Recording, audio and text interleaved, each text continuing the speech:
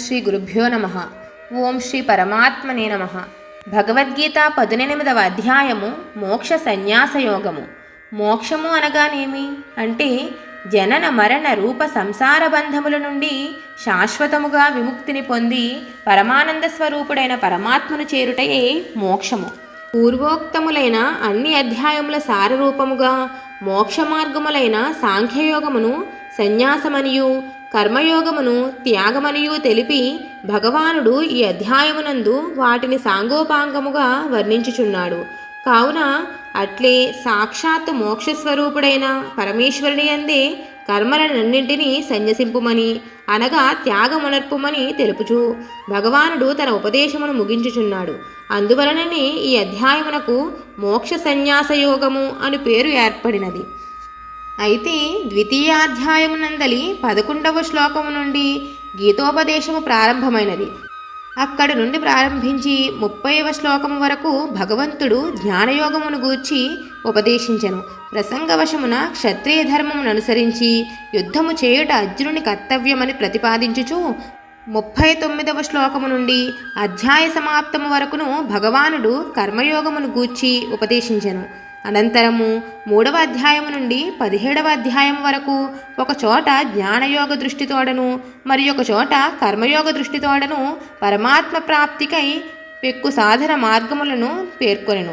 వాటి అన్నింటినీ శ్రద్ధగా విన్న తరువాత ఈ 18వ అధ్యాయమునందు అన్ని అధ్యాయముల ఉపదేశముల సారమును తెలుసుకున్న ఉద్దేశ్యముతో అర్జునుడు సన్యాసము అనగా జ్ఞానయోగము యొక్కయు మరియు త్యాగము అనగా ఫలాసక్తి త్యాగరూప కర్మయోగము యొక్కయు తత్వములను సమగ్రముగా వేర్వేరుగా వివరింపుమని భగవానుడిని ప్రార్థించెను.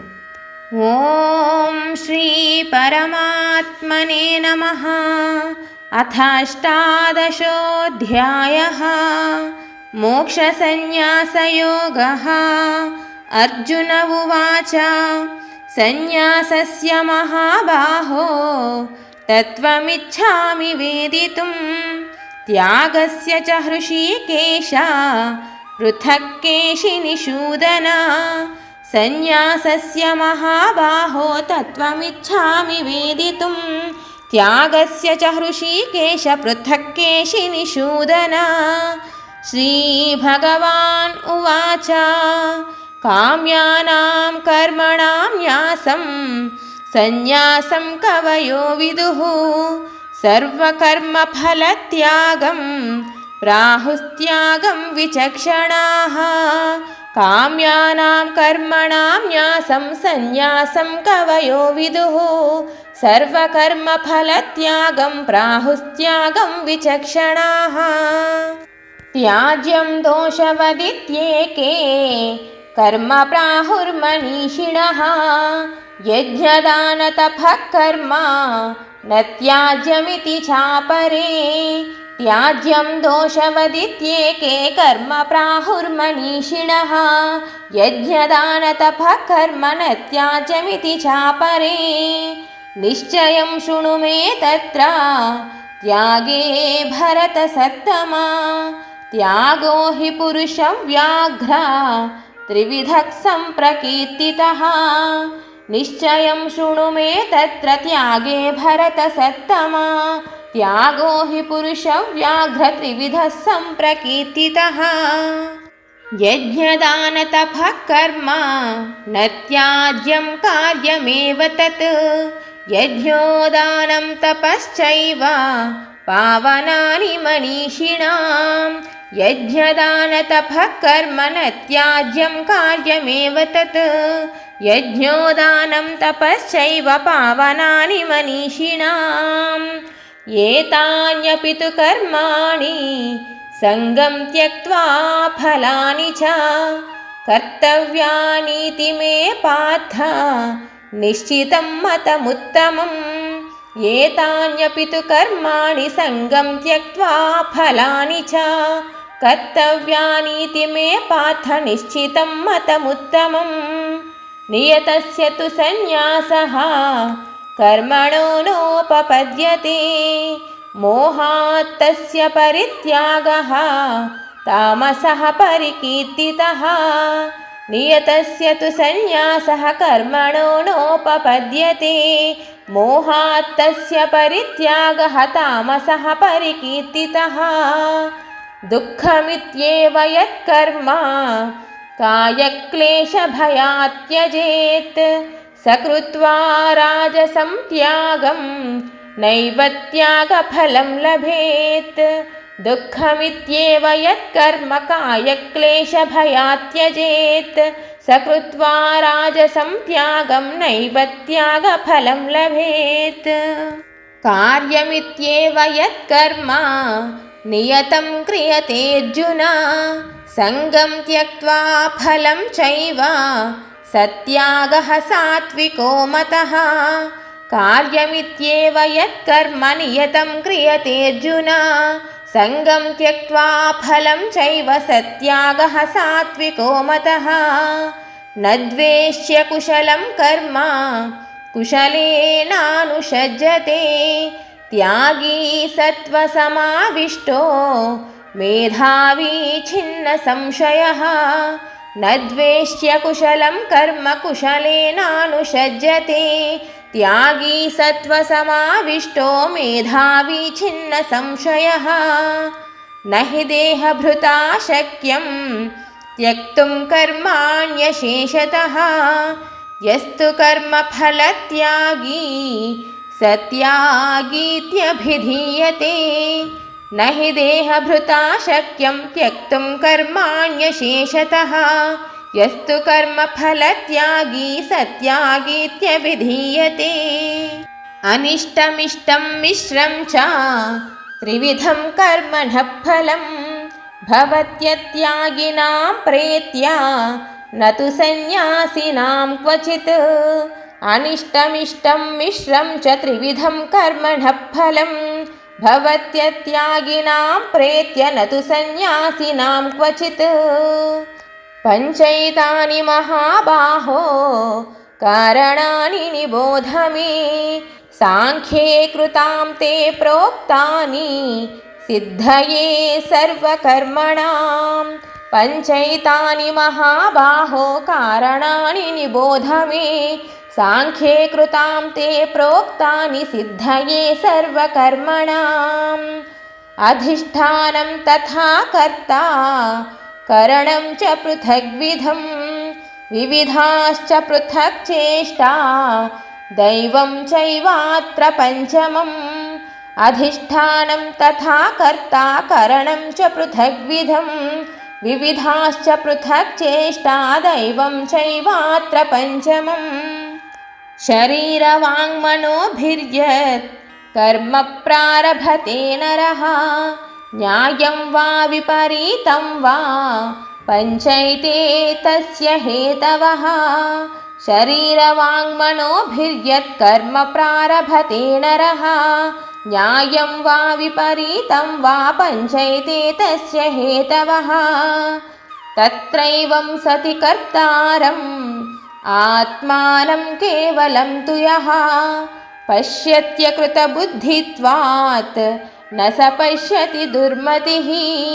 तत्रैवं सति कर्तारम् आत्मानं केवलं तु यः पश्यत्यकृतबुद्धित्वात् न स पश्यति दुर्मतिः यस्य नाहं कृतो भावो बुद्धिर्यस्य न लिप्यते हत्वापि स इमान् लोकान् न हन्ति न निबध्यते यस्य नाहं कृतो भावो बुद्धिर्यस्य न लिप्यते हत्वापि स इमान् लोकान् न हन्ति न निबध्यते ज्ञानं ज्ञेयं परिज्ञाता त्रिविधा कर्म चोदना करणं कर्म कर्तेति त्रिविधः कर्म संग्रहः ज्ञानं ज्ञेयं परिज्ञाता त्रिविधा कर्म चोदना करणं कर्म कर्तेति त्रिविधः कर्म संग्रहः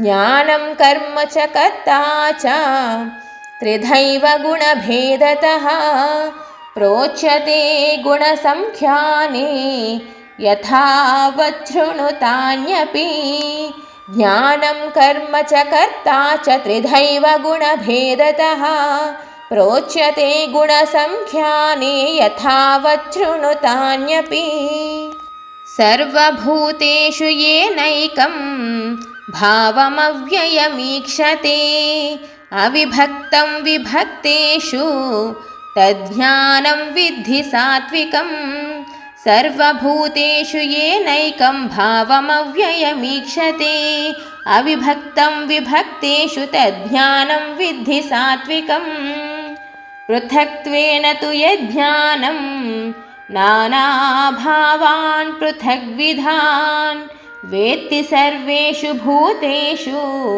तज्ज्ञानं विद्धि राजसम् पृथक्त्वेन तु यज्ज्ञानं नानाभावान् पृथग्विधान् वेत्ति सर्वेषु भूतेषु तज्ज्ञानं विद्धि राजसम् यत्तु कृत्स्नवदेकस्मिन् कार्ये सक्तमहैतुकम् अतद्वाद्धवदल्पं च तत्तामसमुदाहृतम् यत्तु कृत्स्नवदेकस्मिन् कार्ये सक्तमहैतुकम् अतत्त्वार्थवदल्पं च तत्तामसमुदाहृतम् नियतं सङ्गरहितम् अरागद्वेषतः कृतम् अफलप्रेप्सुना कर्म यत्तत् सात्विकमुच्यते नियतं सङ्गरहितम् अरागद्वेषतः कृतम् अफलप्रेप्सुना कर्म यत्तत् सात्विकमुच्यते यत्तु कामेप्सुना कर्म साहङ्कारेण वा पुनः क्रियते बहुलायासं तद्राजसमुदाहृतम् यत्तु कामेप्सुना कर्म साहङ्कारेण वा पुनः क्रियते बहुलायासं तद्राजसमुदाहृतम् अनुबन्धं क्षयं हिंसाम् अनवेक्ष्य च पौरुषं मोहादारभ्यते कर्म यत्तत्तामसमुच्यते अनुबन्धं क्षयं हिंसाम् अनवेक्ष्य च पौरुषं मोहादारभ्यते कर्म यत्तत्तामसमुच्यते मुक्तसङ्गोऽहं वादी धृत्युत्साहसमन्वितः सिद्ध्यसिद्ध्योर्निर्विकारः कर्ता सात्विक उच्यते मुक्तसङ्गोऽहं वादी धृत्युत्साहसमन्वितः सिद्ध्यसिद्ध्योर्निर्विकारः कर्ता सात्विक उच्यते रागी कर्मफलप्रेप्सुः लुब्धो हिंसात्मको शुचिः हर्षशोकान्वितः कर्ता राजसः परिकीर्तितः रागी कर्मफलप्रेप्सुः लुब्धो हिंसात्मको शुचिः हर्षशोकान्वितः कर्ता राजसः परिकीर्तितः अयुक्तः प्राकृतः स्तब्धः शठो नैष्कृतिकोलसः विषादी दीर्घसूत्री च कर्ता तामस उच्यते अयुक्तः प्राकृतः स्तब्धः शठो नैष्कृतिकोलसः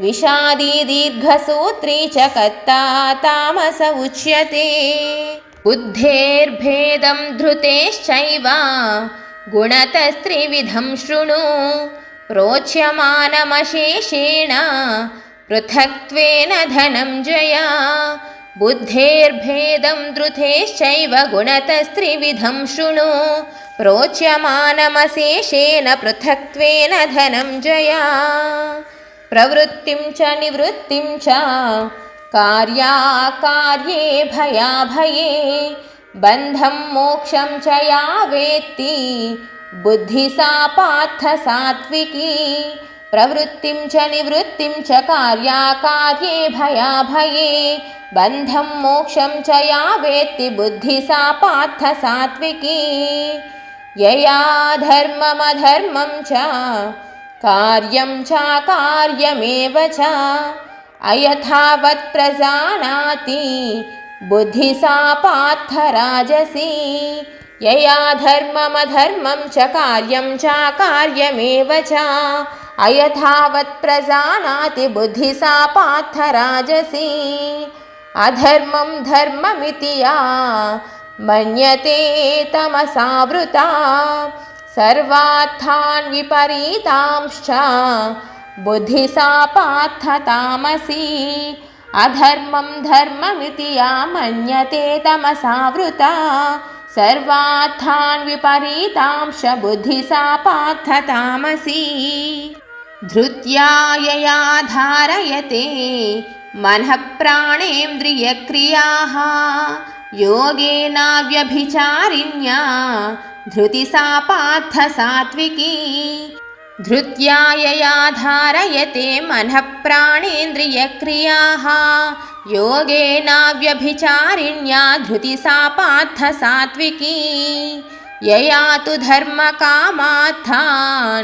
धृत्या धारयतेऽर्जुन प्रसंगेन फलाकांक्षी धृतिः सा पार्थ राजसी यया तु धर्मकामार्थान् धृत्या धारयतेऽर्जुन प्रसंगेन फलाकांक्षी धृतिः सा पार्थ राजसी यया स्वप्नं भयं शोकं विषादं मदमेव च न विमुञ्चति दुर्मेधा धृतिः सा पार्थ तामसी यया स्वप्नं भयं शोकं विषादं मदमेव च न विमुञ्चति दुर्मेधा धृतिः सा पार्थ तामसी सुखं त्विदानीं त्रिविधं शृणु मे भरतर्षभा अभ्यासाद्रमते यत्र दुःखान्तं च निगच्छति सुखं त्विदानीं त्रिविधं शृणु मे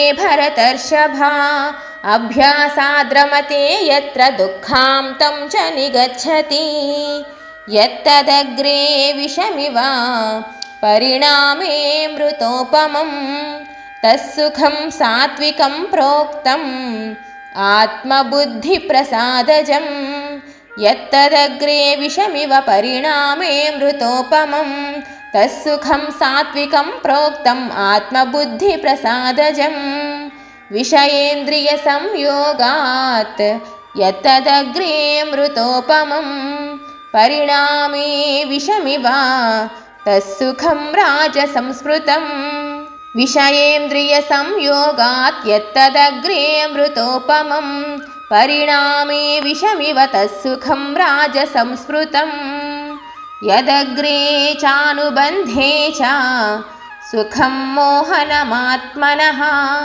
निद्रालस्य प्रमादोत्थं तत्तामसमुदाहृतं यदग्रे चानुबन्धे च सुखं मोहनमात्मनः निद्रालस्य प्रमादोत्थं तत्तामसमुदाहृतं हरिः ओम्।